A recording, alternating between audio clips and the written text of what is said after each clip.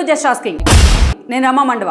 ఈరోజు R24 స్టూడియోలో మద్దిపట్ల సూర్యప్రకాష్ గారు ఉన్నారు. TDP spokes person and Lokesh పాదయాత్రకు సంబంధించి సీనియర్ కోఆర్డినేటర్గా కూడా ఆయన వ్యవహరించారు. అసలు లోకేష్ పాదయాత్ర రేపటి ఎన్నికల్లో టీడీపీకి ఎంతవరకు ఎసెట్ కాబోతుంది, అండ్ దెన్ తాజాగా లోకేష్కు షర్మిల గిఫ్ట్ పంపడం వెనుక అసలు సీక్రెట్ ఏంటి, అదేవిధంగా చంద్రబాబు బీజేపీతో పొత్తులు దిశగా వెళ్తున్నారనే ప్రచారంలో వాస్తవం ఎంత, జనసేన టీడీపీ పొత్తులు రేపు ఎన్నికలకు ఎంతవరకు కూడా ఫీజిబిలిటీ ఉంటుంది, so Jaganmohan Reddy why not 175కు వ్యతిరేకంగా టీడీపీ ఏ వ్యూహాన్ని తెర మీదకు తీసుకురాబోతోంది, ఈ క్వశ్చన్స్ అన్నిటికి కూడా సమాధానం చెప్పేందుకు ఎస్పీ మనతో పాటు ఉన్నారు. నమస్తే సూర్యప్రకాష్ గారు. నమస్తే. సో ఫస్ట్ ఆఫ్ ఆల్ పాదయాత్ర గురించి ఒకసారి అలా టచ్ చేద్దాం. మీరు పాదయాత్ర టార్గెట్ ఇచ్చింది 4000 కిలోమీటర్స్ అండ్ 400 డేస్. మీరు ఎందుకు అంత షార్ట్గా 127కే కన్ఫైన్ అయ్యి ఉన్నారు, అదేవిధంగా 3132 కిలోమీటర్స్ ఎందుకు అంత షార్ట్గా క్లోజ్ చేయాల్సి వచ్చింది? పాదయాత్ర 400 రోజులు 4000 కిలోమీటర్లని లక్ష్యంగా యువగలం పాదయాత్ర ప్రారంభించడం జరిగింది. 400 రోజులు 4000 కిలోమీటర్ల లక్ష్యం పెట్టుకున్నప్పటికీ మధ్యలో 79 రోజుల పాటు చంద్రబాబు నాయుడు గారి అరెస్టు, దాని మీద లోకేష్ గారు 79 రోజుల పాటు పాదయాత్రను ఆపేయటం. 79 రోజులు మధ్యలో పోయిన తర్వాత ఫస్ట్ మేము స్టార్ట్ చేసినప్పుడు నవంబర్ నెలాఖరికి పాదయాత్ర క్లోజ్ చేయాలి, 4000 కిలోమీటర్ల లక్ష్యం పెట్టుకున్నాం. ఆ మధ్యలో డిస్టర్బెన్స్ లేకుంటే నవంబర్ 15కి 4000 కిలోమీటర్లు పూర్తయ్యాయి. బాబు గారు అరెస్టు వల్ల 79 రోజులు టైం పోయిన తర్వాత ఎలక్షన్స్ దగ్గరకు వచ్చిన తర్వాత మిగతా కార్యక్రమాలు అన్నీ కూడా చేయాలి, మంగళగిరి చూసుకోవాలి, రాష్ట్ర వ్యాప్తంగా మిగతా కార్యక్రమాలు కూడా చేయాలి. కాబట్టి ఆ ఒక్క ఉద్దేశంతోనే 226 రోజులు 3132 కిలోమీటర్లతో పాదయాత్ర ముగించడం జరిగింది. జగన్మోహన్ రెడ్డి లక్ష్యం ఏదో ఒక విధంగా పాదయాత్ర జరగకుండా చేయాలని అడుగడుగునా ఆయన పాదయాత్రను ఇబ్బంది పెట్టే ప్రయత్నం చేశాడు. కుప్పంలో ప్రారంభమైన వెంటనే జీవో నెంబర్ 1 తెచ్చి పాదయాత్ర చేయకూడదని చెప్పాడు, నడవకూడదని చెప్పాడు, మైక్ ఉండొద్దన్నాడు, స్టూల్ ఉండొద్దన్నాడు, ప్రచారతం వద్దన్నాడు, ఎక్కడో పోయి రోడ్లో కాదు ఎక్కడో పోయి అడవుల్లో సమావేశాలు పెట్టుకోండి అని చెప్పి సవాలక్ష నిబంధనలు తెచ్చినా కూడా, సవాలక్ష షరతులు పెట్టినా, సవాలక్ష ఇబ్బందులు పెట్టినా నారా లోకేష్ బాబు గారు మొండిగా ముందుకెళ్ళాడు. ఆయన అనుకున్న లక్ష్యాన్ని చేరుకోకపోయినా పాదయాత్రను 3132 కిలోమీటర్లు వైజాగ్ దాకా తీసుకెళ్లి ప్రజల్లో ఒక చైతన్యం తీసుకొచ్చి ఆయన ఆలోచన ఏదైతుందో ఆ ఆలోచనకు తగ్గట్టు పాదయాత్రను ముగించడం జరిగింది. అంటే అన్ని కష్టాలు ఫేస్ చేసుకుంటూ పాదయాత్రని ఆల్మోస్ట్ మీకు ఉమ్మడి ఉభయ గోదావరి జిల్లాల దాకా సక్సెస్ చేసుకుంటూ వచ్చారు కదా. సో చంద్రబాబు నాయుడు అరెస్ట్ ఒకటే మీ కాళ్ళకు బంధాలు వేసింది అనుకోవాలా? 100% చంద్రబాబు నాయుడు గారి అరెస్ట్ లేకపోతే 4500 కిలోమీటర్లు తిరిగే వాళ్ళం, నవంబర్ 15 క్లోజ్ చేసేవాళ్ళం. 4000 చెప్పినా 4500 తిరిగే వాళ్ళం. మీరు ఒక విషయం చెప్పండి, వినండి మేడం. పాదయాత్ర ప్రారంభించిన ఫస్ట్ 3-4 రోజుల తర్వాత వైఎస్ఆర్ కాంగ్రెస్ పార్టీ నాయకులు లోకేష్ గారు అసలు నడవలేరు అన్నారు, నడవనివ్వమన్నారు.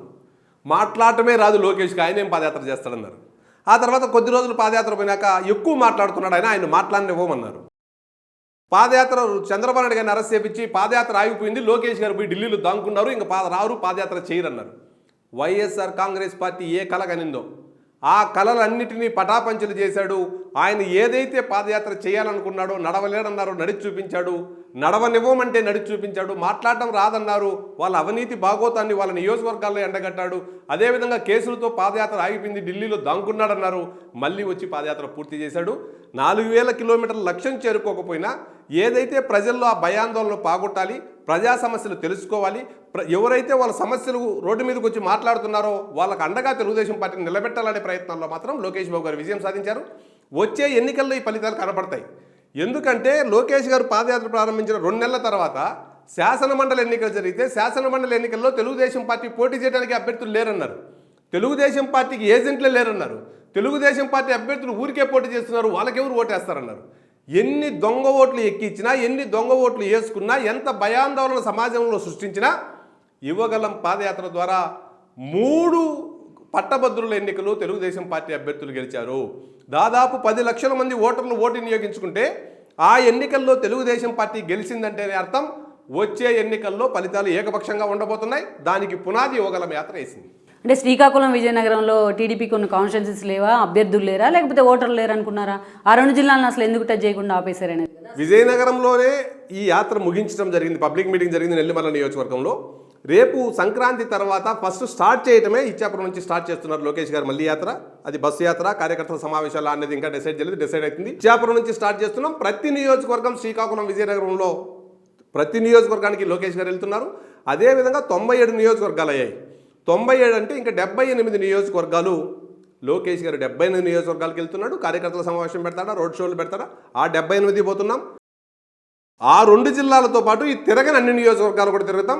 వచ్చే ఎన్నికల్లో పార్టీని సమాయత్తం చేయడంలో కానీ కార్యకర్తలు సమాయత్తం చేయడం కానీ ప్రజల్లో చైతన్యం తేవడం కానీ 175 నియోజకవర్గాల్లో పాదయాత్ర జరిగిన నియోజకవర్గాలు జరగని నియోజకవర్గాలు లోకేష్ గారు వెళ్ళి ఆ పని పూర్తి చేస్తారు. కానీ ఎస్పీ గారు ఇక్కడ ఒక కీలకమైన విషయం ఏంటంటే లోకేష్ ఆల్మోస్ట్ 55 రోజులు ఢిల్లీలోనే ఉన్నారు చంద్రబాబు నాయుడు అరెస్ట్ తర్వాత. సో జగన్మోహన్ రెడ్డికి భయపడే లోకేష్ ఢిల్లీలో ఉన్నారని అటు వైఎస్ఆర్సీపీ కూడా ప్రచారం చేసింది. ఆల్మోస్ట్ ఆయన ఒకవైపు ఏమో సిఐడి అధికారులు వస్తే నన్ను ఏం పీకలేరని ఆయనే మాట్లాడతారు లోకేష్ గారు.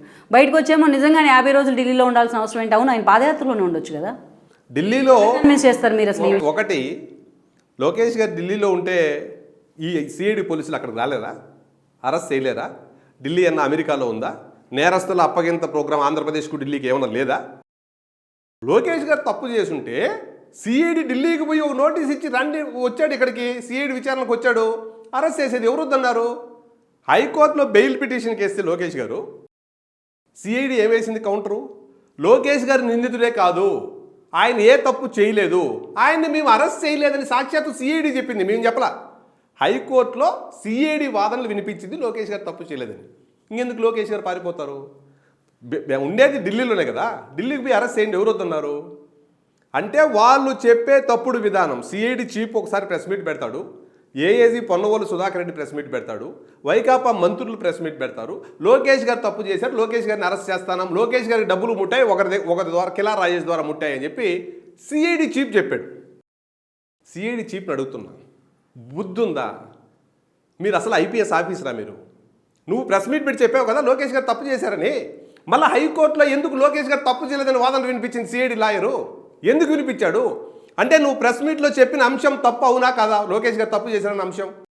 ఒక పవిత్రమైన ఆఫీసర్గా ఉన్న నువ్వు, ఒక ఐపీఎస్ ఆఫీసర్గా ఉండి సమాజంలో నిందితులను పట్టుకోవాల్సిన నువ్వు ఒకరి క్యారెక్టర్ను కించపరిచే విధంగా మీడియాలో మాట్లాడి మళ్ళీ కోర్టులోకి పోయి ఆయన తప్పు చేయలేదని చెప్పావంటేనే వాళ్ళ ద్వంద్వ నీతి అర్థమవుతుంది. ఈ ఐపీఎస్ ఆఫీసర్లు వాళ్ళ డ్యూటీ వాళ్ళు చేయట్లా, వైఎస్ఆర్ కాంగ్రెస్ పార్టీకి రాజకీయ ప్రయోజనాల కోసం పనిచేస్తున్నారు.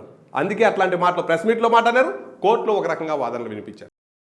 లోకేష్ గారు తప్పు చేసుంటే 55 రోజులు ఢిల్లీలోనే ఉన్నాడు, మీరు పోయి సిఐడి వాళ్ళు పోయి నోటీసు కూడా ఇచ్చారు, ఆయనకు అరెస్ట్ చేసి తీసుకొని వచ్చేది. విషయం అర్థం కాదు ఏంటంటే చాలా మందికి అటు చంద్రబాబు నాయుడికి 55 రోజుల్లో బెయిలు రాలేదు, ఇటు అలానే ఆయన పాదయాత్ర చేయలేదు. ఆ 55 రోజులు ఢిల్లీలో లోకేష్ గారు ఏం చేసినట్టు? న్యాయ సలహాలు తీసుకున్నాడు. ఏంటి 55 రోజులు ఎంత అక్రమంగా అంటే ఒక్కొక్క దానికి ఒకటి ఉంటుందండి.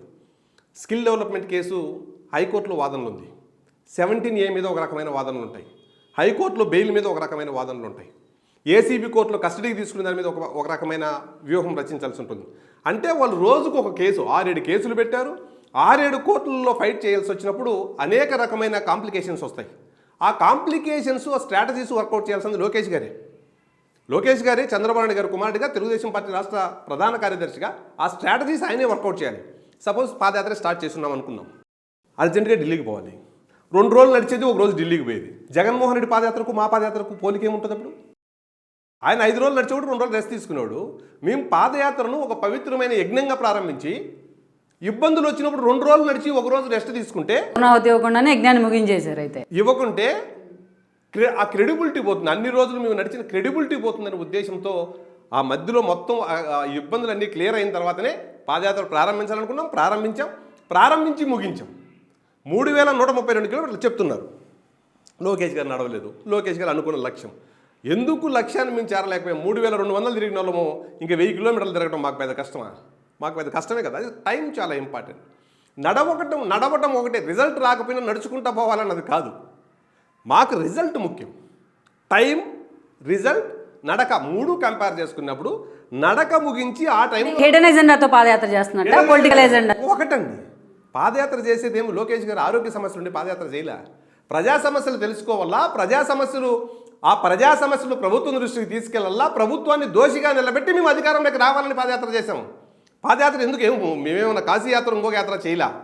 పాదయాత్ర ఈ అరాచక ప్రభుత్వాన్ని అంతమొందించి తెలుగుదేశం పార్టీ అధికారంలోకి తేవడం లక్ష్యంగా పాదయాత్ర చేశారు లోకేష్ గారు. అంటే ఇప్పుడు వచ్చి ఒక 1 మంత్ ముందే 2 మంత్స్ ముందే గ్యాప్ ఇచ్చేసి కరకట్ట మీద హైదరాబాద్ జూబ్లీ హిల్స్లో కూర్చుంటే ప్రజా సమస్యలు తెలుస్తాయా? జనంలో ఉంటే తెలుస్తాయా? జనంలో ఉన్నాం.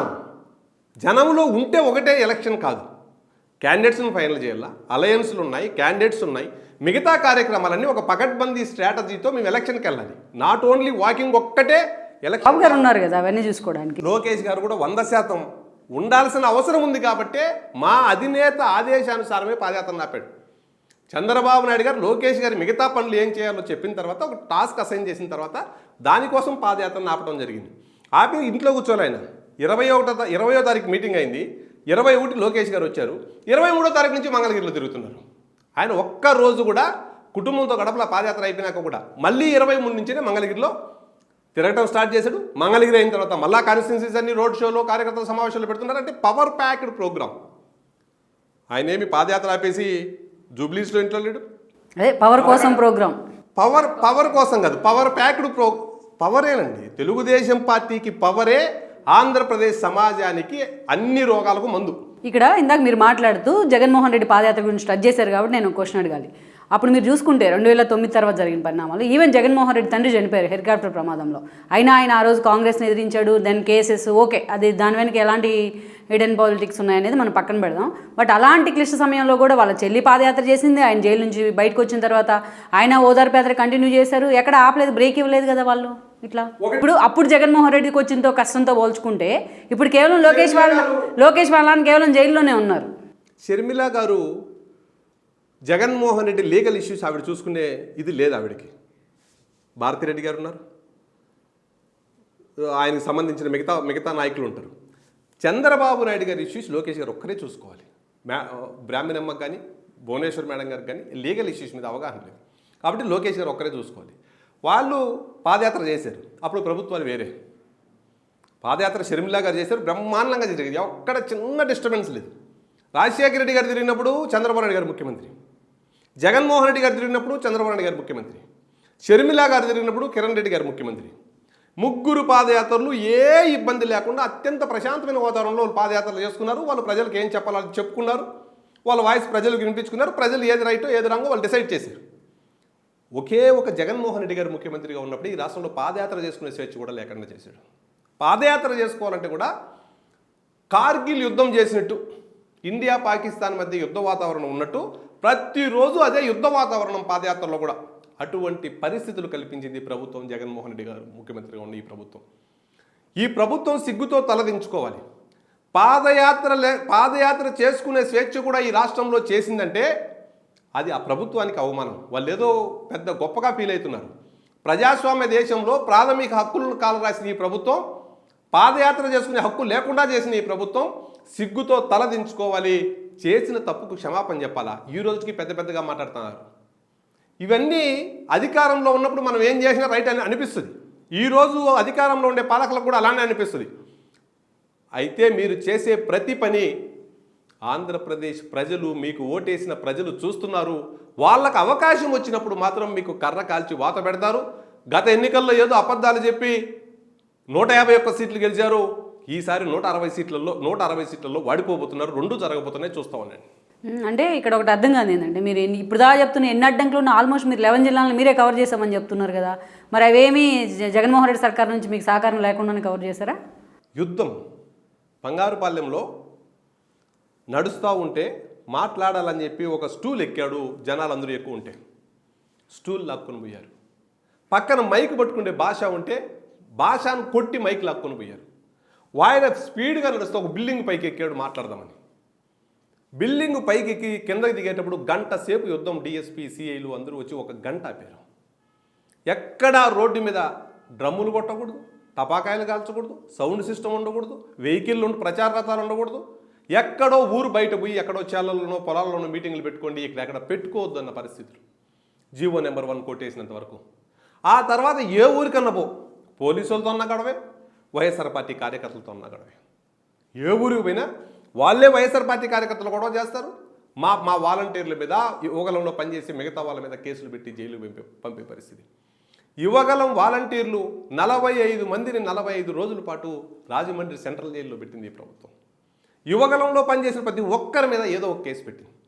యువగలంలో పనిచేసిన వాళ్ళు తీవ్రవాదుల ఏమన్నా వైఎస్ఆర్. ఇప్పుడు చిత్తూరులో ఉండే పిల్లలు భీమవరంలో గంధి శ్రీనివాస్ అనుచరుల మీద గొడవ పోతాం, మాకేమైనా పొలం తగాదాలు ఉన్నాయా? వాళ్ళు ఎవరో మాకు తెలుసా? అయినా వాళ్ళే గొడవ క్రియేట్ చేసి వాళ్ళే యువగలంలో పనిచేసే వాలంటీర్ల మీద కేసులు పెట్టే పరిస్థితి రాష్ట్ర వ్యాప్తంగా ఉంది. ఇట్లాంటి ప్రతికూల పరిస్థితుల్లో కూడా జగన్ రెడ్డి మొండోడు, ఈయన జగముండి లోకేష్ బాబు గారు. జగన్మోహన్ రెడ్డి గారు మొండైతే లోకేష్ బాబు గారు జగముండి కావటం వల్లే ప్రభుత్వం ఎన్ని అడ్డంకులు సృష్టించినా, ఎన్ని అవరోధాలు కల్పించినా పాదయాత్రను వైజాగ్ వరకు తీసుకెళ్ళగలిగాడు, పూర్తి చేయటం జరిగింది. ఇక్కడ ఒకటి అర్థం కాలేదు సూర్యప్రకాష్ గారు, మీరు చంద్రబాబు నాయుడు జైలుకి వెళ్ళారు, సో జనమంత రోడ్డు మీదకి వచ్చారు, లోకేష్ పాదయాత్ర ఆపేశారు, ఆయన రిలీజ్ అయ్యారు, భువనేశ్వర్ గారు ఓదార్పు యాత్ర బ్రేక్ ఇచ్చారు, అంటే నిజం గెలవాలనే యాత్రకు బ్రేక్ ఇచ్చారు, అంటే నిజం గెలిచేసినట్టేనా చంద్రబాబు నాయుడు బయటకు వస్తే బెయిల్ మీద? నిజం గెలవాలి అని కాదు, ఎవరైతే బాబు గారి అరెస్ట్ను తట్టుకోలేక కొంతమంది చనిపోయారో, అయితే బాబు గారు అరెస్టు విషయంలో ఏది నిజం ఏది న్యాయం ప్రజలకు తెలియచెప్పాలనే ఉద్దేశంతో భువనేశ్వరమ్మ నిజం గెలవాలని ఒక యాత్ర స్టార్ట్ చేసింది. సార్ బయట వచ్చిన తర్వాత, ఆరోగ్యపరమైన సమస్యలతో సార్కు బెయిల్ వచ్చి బయట వచ్చిన తర్వాత, సార్ ఆరోగ్యాన్ని జాగ్రత్తగా చూసుకోవాల్సింది భువనేశ్వరమ్మే. సార్ ఆరోగ్యం కంటే, ఆరోగ్యం తర్వాతనే కదా మిగతా కార్యక్రమాలన్నీ. ఒక శ్రీమతిగా ఆ అమ్మకు ప్రధానమైన కర్తవ్యం సార్ ఆరోగ్యం. ఆ 20-30 రోజుల పాటు సార్ ఆరోగ్యం మీద దృష్టి పెట్టింది ఆ అమ్మ. సార్కి ఆ కష్టం వచ్చినప్పుడు కొన్ని దేవుళ్ళు మొక్కునింది. ఆ ప్రోగ్రాముల్లోనే ఆ అమ్మ ఇప్పటికీ ఉంది. ఆ ప్రోగ్రాం కంటిన్యూ చేయాలన్నా, లేకపోతే అప్పుడు చనిపోయిన బాధితులందరినీ ఒక దగ్గరికి తీసుకొచ్చి వాళ్ళకి ఏదైనా సహాయం చేయాలనేది పార్టీ ఆలోచిస్తుంది. తప్పకుండా వాళ్ళు కూడా. సార్కి ఆరోగ్య సమస్యలే, అక్కడ క్యాడర్ చనిపోయి ఉన్నారు కదా మీ. అదే క్యాడర్ చనిపోయింది, ఇక్కడ సార్ ఆరోగ్య సమస్యలు. ఇప్పుడు సార్కున్న ఆరోగ్య సమస్యలు ఎవరు చూసుకోవాలి దగ్గరుండి? మేడమే కదా చూసుకోవాల్సిన బాధ్యత. మేడం దాని మీద ఉన్నారు. మిగతా చనిపోయిన కుటుంబాలను మేడమే అక్కడికి వెళ్ళి ఓదార్స్తారా, లేకపోతే ఒక దగ్గర తెచ్చి ఓదార్స్తారా? ఆ కార్యక్రమం కూడా పార్టీ షార్ట్ అవుట్ చేస్తుంది. అది తొందరలో అది కూడా ఫిక్స్ చేస్తారు. ఇందాక మీరు మాట్లాడుతూ జగన్మోహన్ రెడ్డి జైల్లో ఉన్న షర్మిలా విజయమ్మ పార్టీ కోసం కష్టపడ్డారు, లీగల్ ఇష్యూస్ అన్ని చాలా సీనియర్లు చూసుకుంటూ వచ్చారని చెప్పారు. అంటే మిగతా వాళ్ళంతా ఎక్సెప్ట్ లోకేష్, ఎక్సెప్ట్ చంద్రబాబు నాయుడు, మిగతా వాళ్ళంతా టీడీపీలో ఇన్ఎఫిషియన్సీ అనా మీరు చెప్తుంది? 100% ఎఫిషియన్సీ అండి. అంటే 17A మీద ఫైట్ చేయాలన్నా, బెయిల్ మీద ఫైట్ చేయాలన్నా, బెయిల్లో ఏ వాదనలు తీసుకోవాలనేది కుటుంబ సభ్యుడిగా లోకేష్ గారు మాత్రమే డిసైడ్ చేయాల్సినటువంటి అంశాలు. ఒకవేళ సూర్యప్రకాష్ ఒక నిర్ణయం తీసుకున్నాడు అనుకున్నాం, అది ఒకవేళ బూమ్రాంగ్ అయితే నా మొత్తం ఇంత వ్యవస్థను నేను తప్పు చేసిన అయితే, ఇంత వ్యవస్థకు అంటే సార్ను నమ్ముకొని ఇంత పెద్ద వ్యవస్థకు నేను తప్పు చేసిన అయితే, లోకేష్ గారు ఆయన కుటుంబ సభ్యుడిగా ఆయన అయితే ఏ ఏ ఏ స్ట్రాటజీతో ముందుకు పోవాలనేది నిర్ణయం తీసుకునే అధికారం లోకేష్ గారికి మాత్రమే ఉంటుంది. మిగతా సీనియర్ల కంటే కూడా లోకేష్ గారికి మాత్రమే కుటుంబ సభ్యుడిగా, కొడుకుగా ఆయనకు ఆ బాధ్యత ఉంటుంది. కాబట్టి ఆయన ముందుండి పనిచేశాడు తప్ప మిగతా వాళ్ళంతా ఎఫిషియెంట్ అవునా కాదనేది ఇక్కడ సమస్య కాదు. కొడుకుగా ఏ స్ట్రాటజీ ప్రకారం ముందుకు పోతే సారు నిర్దోషిగా బయటకు వస్తారో ఆ స్ట్రాటజీ ప్రకారం నిర్ణయం తీసుకునే అధికారం ఆయనకి ఉంది. కాబట్టి ఆయన తీసుకున్నాడు అంతే. చంద్రబాబు నాయుడు జైల్లోకి వెళ్ళడం ద్వారా ఆ పార్టీకి ఒక సెంటిమెంట్ క్రియేట్ అయిందని చాలామంది సీనియర్ నేతలు డిబేట్ చేస్తున్నారు అనేది ఒక చర్చ. ఇది ఎంతవరకు వాస్తవం అంటారు? సెంటిమెంటు ఉందా లేదా, దానివల్ల రాజకీయ ప్రయోజనాలు ఉన్నాయా లేదా, అది దాని గురించి డిస్కస్ చేయడమే దీని తప్పు అంట. చేయని తప్పుకు 75 సంవత్సరాల ఒక పెద్ద ఆయన్ని జైలుకు పంపించడమే తప్పు. చేయని తప్పుకు ఒక్క ఆధారం కూడా చూపించకుండా కోర్టులలో కూడా అరెస్ట్ చేసిన తర్వాత విచారణ చేసేటప్పుడు మీరు తప్పు చేసుంటే ఏదన్నా ఆధారం మాకు ఇవ్వండి అని బాబు గారిని అడిగే పరిస్థితుల్లో ఒక మాజీ ముఖ్యమంత్రిని అరెస్ట్ చేయటమే బాధాకరం. ఆ పరిస్థితి బాధాకరం. రాజకీయంగా ఉపయోగమా లేదా అది మళ్ళీ మాట్లాడదాం. ఒక పెద్ద ఆయన్ని, ఈ నేషన్కి సర్వీస్ చేసిన ఒక పెద్ద ఆయన్ని, భారతదేశం ఇంత అభివృద్ధి చెందిందనేది దానికి కారణమైన ఒక పెద్ద ఆయన్ని, తెలుగు రాష్ట్రాల్లో ప్రజలు ఎక్కడున్నా ఆయన వల్ల బాగుంటే ఆయన చేసిన నేరమైనట్టు ఆ పెద్ద ఆయన్ని ఏ కారణం లేకుండా 53 రోజులు జైల్లో బంధించింది ఈ ప్రభుత్వం. దానికి బాధపడుతున్నాం తప్ప రాజకీయంగా ఉపయోగమా లేదా దాని గురించి చర్చ అనవసరం అసలు. కానీ ఈ 4.5 ఏళ్ళు ఎక్కడ బయటికి రాని చాలా మంది సీనియర్లు కూడా మన చంద్రబాబు నాయుడు రిలీజ్ అయిన తర్వాత బయటకు వచ్చి అదంటే అధికారంలోకి వచ్చేసి ఒక అంచనాతో ఈరోజు మాట్లాడుతున్న పరిస్థితి ఉంది. ఎస్పీ గారు, మీరు 4.5 సంవత్సరాల్లో మీకు తెలియంది కాదు మేడం, ఇంతటి దుర్మార్గపు ప్రభుత్వాన్ని ఇంతవరకు ఆంధ్రప్రదేశ్ ఏర్పడిన తర్వాత ఎక్కడ చూడాల. తెలుగుదేశం పార్టీ నాయకులు కొంతమంది భయపడి ఉండొచ్చు, నేను కాదను. నేను యువగలం పాదయాత్రలో ఉంటే అంగళ్ళలో కేసు పెడతారు. ఒక వ్యక్తి మీద దాడి జరిగిందంటే అంగళ్ళలో ఒక వ్యక్తి కంప్లైంట్ చేస్తాడు, వైఎస్ఆర్ కాంగ్రెస్ పార్టీకి సంబంధించిన ఒక వ్యక్తి. 700 మంది మీద 307 కేసులు పెడతారు.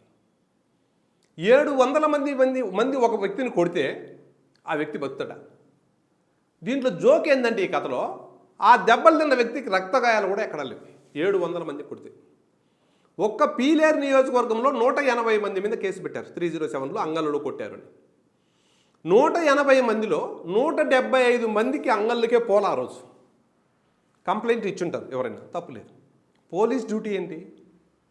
కంప్లైంట్ ఇచ్చిన ప్రతి ఒక్కరి మీద ఎఫ్ఐఆర్ కట్టేస్తా. వాడు ఉన్నాడా లేదా ఏందో అని పాత్ర చూడవాలి. ఇంత టెక్నాలజీ వచ్చిన తర్వాత సూర్యప్రకాష్ మీద పేరు ఇచ్చారు. సూర్యప్రకాష్ ఎక్కడున్నా నా ఫోన్ సిగ్నల్ చూస్తే తెలుస్తుంది కదా వాళ్ళకి. అందరి మీద ఇచ్చిన ప్రతి ఒక్కరి మీద విచ్చలవిడిగా కేసులు పెట్టారు. చరిత్రలో ఒక దగ్గర పుంగునూరులో 700 మందో 800 మందో, ఇక్కడ దాదాపు అదే స్థాయిలో అంగల్లో 307లు పెట్టారంటే ఆంధ్రప్రదేశ్ ఏర్పడిన తర్వాత ఒక భయంకరమైన వాతావరణం సృష్టించే ప్రయత్నం చేసింది వైఎస్ఆర్ కాంగ్రెస్ పార్టీ.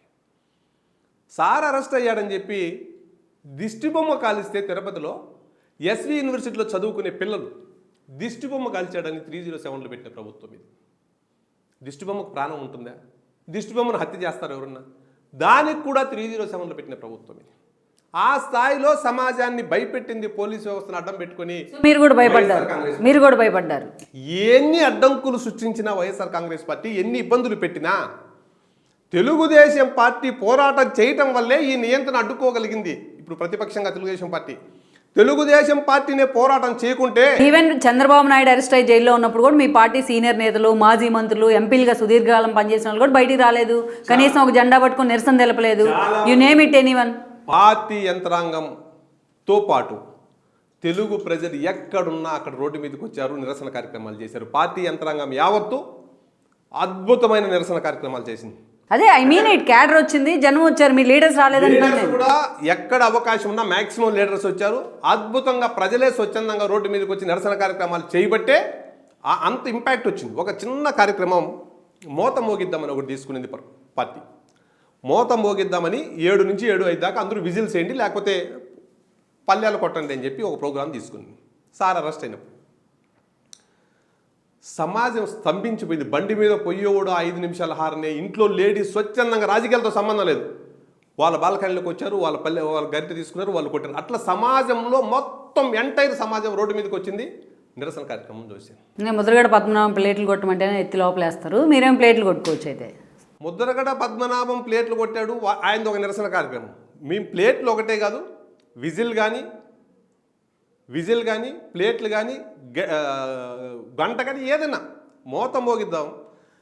మిగతా కార్యక్రమాలు అంటే రోడ్డు మీదకి వచ్చి ధర్నాలు చేసి ఏ కార్యక్రమం తీసుకున్నా, ఏ కార్యక్రమం చేద్దామని అనుకున్నా, ఎక్కడైనా ప్రపంచంలో ఎక్కడైనా చూసారా?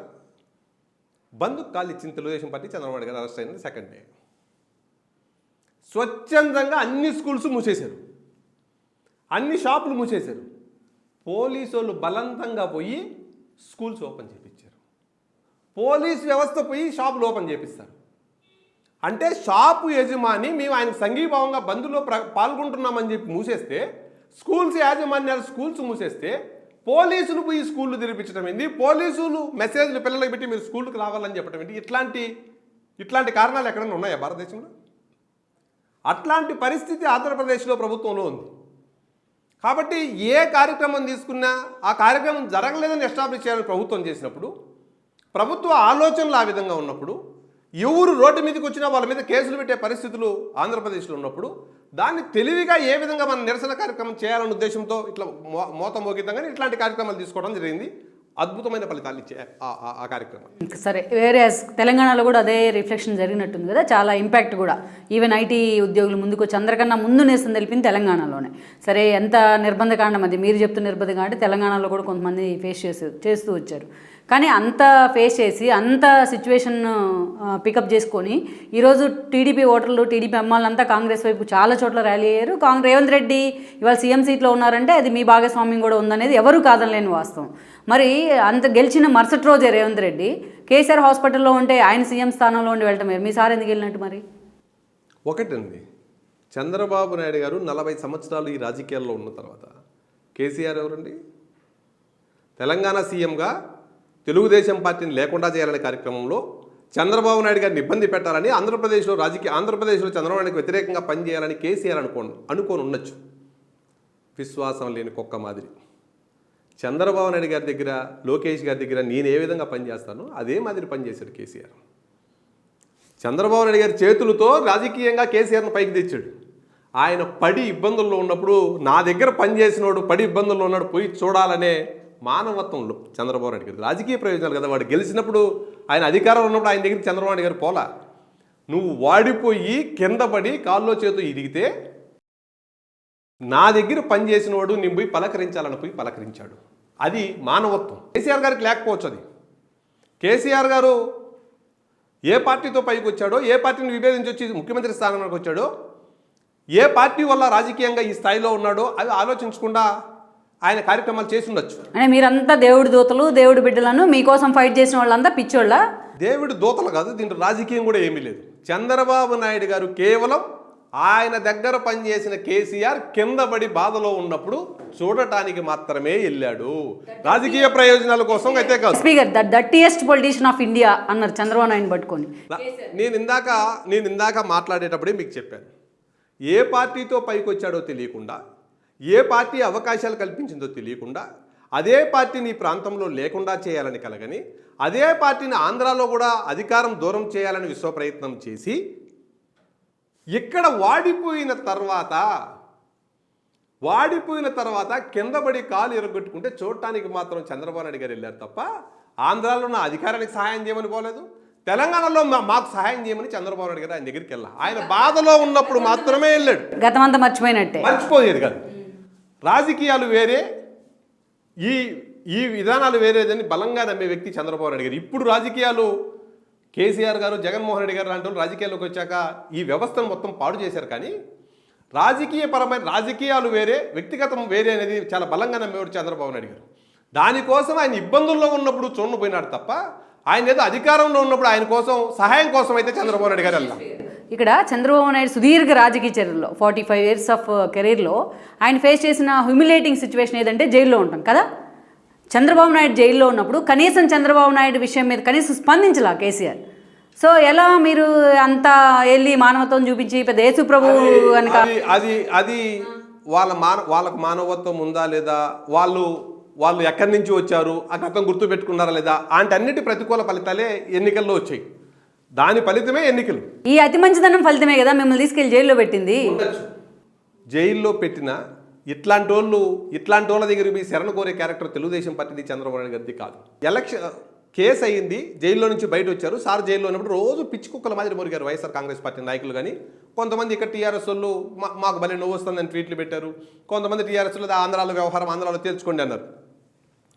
సార్ బయట వచ్చిన తర్వాత ఇప్పటి వరకు మీరు చూడండి, మొత్తం రికార్డు చూడండి, ఏ ఒక్క వైఎస్ఆర్ కాంగ్రెస్ పార్టీ నాయకుడు కూడా కేసు గురించి, చంద్రబాబు నాయుడు గారి జైలు గురించి ఒక్కరు కూడా ఒక మాట మాట్లాడట్లే. చంద్రబాబు నాయుడు గారు తప్పు చేశారు, మీరు 53 రోజులు జైల్లో పెట్టారు కదా, ఎందుకు ఆయన బయట వచ్చిన తర్వాత ఆయనకు బెయిల్ వచ్చిందంటే ఆయన నిందితుడని ఎందుకు చెప్పలేకున్నారు మీరు? ఎందుకు ఒక్క మాట మాట్లాడట్లే వైఎస్ఆర్ కాంగ్రెస్ పార్టీ? మేము ఈ రోజుకి చెప్తాం, 43,000 కోట్ల రూపాయలు నువ్వు దోచుకొని జైలుకు పోయినావు జగన్మోహన్ రెడ్డి, 16 నెలలు జైల్లో ఉన్నావని ఈ రోజుకి తెలుగుదేశం పార్టీగా మేము చెప్తాం. ఎందుకంటే ఆయన దోచుకున్నాడు కాబట్టి. మీరు చంద్రబాబు నాయుడు గారు జైల్లో పెట్టారు కదా, ఒక్క మాట కూడా ఆయన తప్పు చేసండి ఈరోజు మాట్లాడలేని పరిస్థితి. ఎందుకంటే వీళ్ళు వేసిన సిఐడి వల్లే కోర్టుకు ఏ ఆధారం లేదని చెప్తాంటే వీళ్ళు తప్పు చేసండి ఏ విధంగా చెప్తారు? ఇంకా ఒకటి ఏంటంటే ఇక్కడ నాకు అర్థం కాని విషయం, ఆ రోజు నంద్యాల ఉప ఎన్నికల ప్రచారంలో మీరు కూడా ఉన్నారు, నేను కూడా ఉన్నాను జర్నలిస్ట్గా. సో ఆ రోజున చీపురు తీసుకొని కొట్టాలి, కాలర్ పట్టుకొని కొట్టాలి, షూట్ చేయాలి అని ఆ రోజు ప్రతిపక్ష నేతగా ఉన్న జగన్మోహన్ రెడ్డి మాట్లాడారు. బట్ ఆ రోజు ముఖ్యమంత్రిగా ఉండి మీరు అధికారంలో ఉండి ఆ రోజు కనీసం ఇంత యాక్షన్ కూడా తీసుకోవాలి, ఎక్కడ ఆయన మీద కంప్లైంట్ కూడా ఇచ్చే ప్రయత్నం చేయాలి. అదే కదా మీ క్యాడర్ అంతా చెప్పుకుంటున్న అతి మంచితనం. ఇవాళ అతి మంచితనం మిమ్మల్ని తీసుకెళ్లి జైల్లో కూర్చోబెట్టింది 52 రోజులు. సో ఇవాళ కూడా మళ్ళీ కేసీఆర్ మీద అదే మంచితనం చూపించి ఏం సాధిద్దాం అనుకుంటున్నారు దీంతో? ప్రజాస్వామ్య దేశంలో రాజకీయ పార్టీలు తప్పు చేస్తే ప్రజల దగ్గరికి వెళ్ళాలా, వాళ్ళు తప్పు చేశారు అని ప్రజలకు చెప్పాలా, ప్రజలు నిర్ణయం తీసుకోవాలని చెప్పి నమ్మే పార్టీ తెలుగుదేశం పార్టీ, చంద్రబాబు నాయుడు గారు. జగన్మోహన్ రెడ్డి లాంగ్వేజ్ ఈ విధంగా ఉంది, జగన్మోహన్ రెడ్డి సాక్షాత్తు ముఖ్యమంత్రిని ఈ విధంగా మాట్లాడుతున్నారు. అంటే ఆ రోజు యాక్షన్ తీసుకోపోతేనే కదా ఇది రియాక్షన్ అంటున్నా, జైలు అంశం అనేది. నేను అదే చెప్తున్నా, యాక్షన్ మాటకు ఒక్కసారి యాక్షన్ తీసుకుంటే ప్రజాస్వామ్యానికి అర్థమే ఉండదు. దాన్ని నమ్మే పార్టీ కాదు తెలుగుదేశం పార్టీ. తెలుగుదేశం పార్టీనే కదా, అంతకుముందు ఏ పార్టీ కూడా నమ్మదు. అంతకుముందు ఏ పార్టీ ప్రజాస్వామ్య విలువలను ఈ స్థాయిలో ఏ పార్టీ దిగదార్చలా. రాజశేఖర్, మీరు జర్నలిజంలో ఉన్నారు, నేను యువత నాయకుడుగా ఉన్నా. రాజశేఖర రెడ్డి గారు చాలా బలమైన ముఖ్యమంత్రిగా ఉన్నప్పుడు రాజశేఖర రెడ్డి గారికి వ్యతిరేకంగా అనేక పోరాటాలు చేశాం, అనేక ఉద్యమాలు చేశాం. ఎక్కడ రాజశేఖర రెడ్డి గారు మమ్మల్ని వ్యక్తిగతంగా టార్గెట్ చేయాలా, మమ్మల్ని హరాస్మెంట్ చేయలే, ఎక్కడ చేయలే. అంటే జగన్మోహన్ రెడ్డి గారు ముఖ్యమంత్రి అయ్యే వరకు రాజకీయాలు ఒక స్థాయిలో ఉన్నాయి. జగన్మోహన్ రెడ్డి గారు ముఖ్యమంత్రి అయిన తర్వాతనే రాజకీయాలకు అర్థమే లేకుండా పోయింది.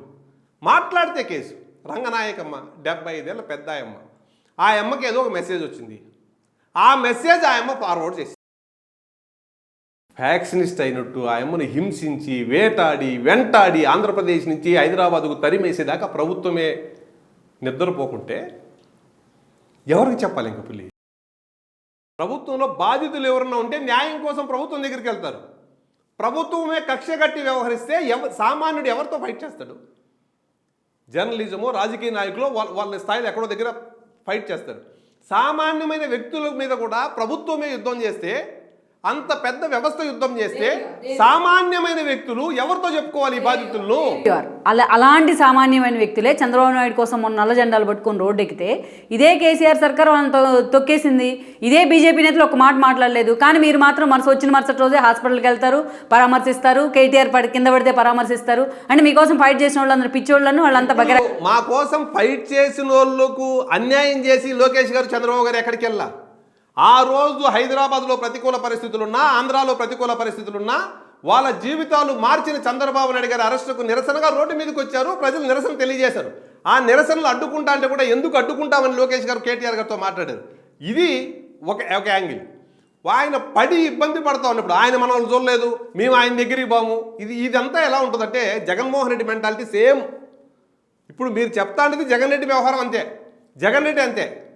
జగన్మోహన్ రెడ్డి గారు ఈ రాష్ట్ర ముఖ్యమంత్రిని మర్చిపోతున్నాడు. అసలు పదే పదే కక్ష గట్టి వేధిస్తున్నాడు సామాన్యులు. సో మీకు రోషం, పౌరుషం ఏం లేవు. రోషం, పౌరుషం ఒక యాంగిల్, అది వద్దు. రోషం, పౌరుషం ఒక యాంగిల్, మానవత్వం ఒక యాంగిల్. మానవత్వం ఒక యాంగిల్. రోషం, పౌరుషం ఉంటే మానవత్వం ఉండద్దా? సో ఈ లెక్కన మిమ్మల్ని తీసుకెళ్ళి జైల్లో పెట్టి హ్యాంగ్ చేసినా ఇదే మాట్లాడతారు. రోషం, పౌరుషం ఉంటే మానవత్వం ఉండద్దా? చంద్రబాబు నాయుడు గారు తప్పు చేయకున్నా ఆయన అరెస్ట్ చేసిన ఏ అధికారైనా ఆయన తప్పు చేశాడని ఎస్టాబ్లిష్ చేసి అరెస్ట్ చేయండి, తప్పే లేదు. తప్పు చేసిన 53 రోజుల తర్వాత కోర్టు ఆధారాలు ఏమైనా అడిగితే కోర్టుకి ఈ రోజుకి ఆధారాలు ఇవ్వలేకున్నారు. ఈ అరెస్ట్ వెనుక బీజేపీ ఉందనుకుంటున్నారా లేదనుకుంటున్నారా సూర్యప్రకాష్ గారు? అది సంబంధం లేని సబ్జెక్ట్. అంటే ఎందుకంటే సిఐడి వాళ్ళు విచారణ చేసింది సిబిఐ కాదు, సిఐడి ఆంధ్రప్రదేశ్ ప్రభుత్వం చేతిలో ఉంది. ఆంధ్రప్రదేశ్ ప్రభుత్వం చేతిలో ఉంది సిఐడి. సిబిఐ అయితే ఏమన్నా వాళ్ళు ఇన్ఫ్లుయెన్స్ చేశారో ఏమో అని అనుకోవచ్చు. కానీ సిఐడి చేసిన తర్వాత జగన్మోహన్ రెడ్డి పాత్ర ఉందని స్పష్టంగా అర్థమవుతుంది.